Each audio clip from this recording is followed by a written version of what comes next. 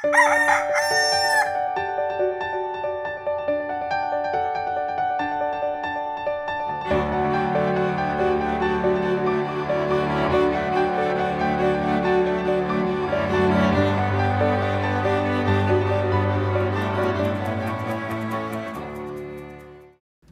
umaga po sa inyong lahat. Tayo na pong magkape at pandasal. Ito po si Cardinal Chito Tagle ng Manila. Pagnilayan po natin, pakinggan at gawin ang salita ng Diyos. Kapag may sinasabi tayo sa isang tao, inaasahan natin na pakikinggan tayo. Subalit hindi sapat na tayo ay narinig. Inaasahan din natin na susundin at gagawin ang sinabi natin.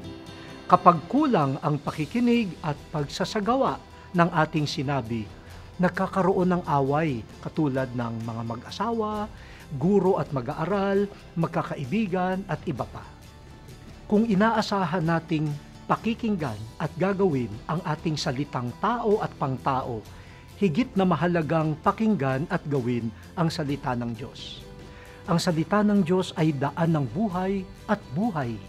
Bagamat malaking bagay ang naidudulot sa atin ng taimtim na pakikinig, hindi lubos ang kaligayahan ng Diyos kung matatapos doon ang ugnayan natin sa Kanyang salita.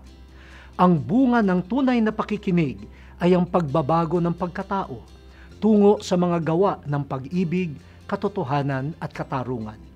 Sa Kwaresmang ito, taimtim tayong makinig, magnilay at magsabuhay ng Kanyang salita. Kaya sabihin po natin, O Diyos, tanggapin nawa namin ang iyong salitang bumubuhay sa amin. Amen.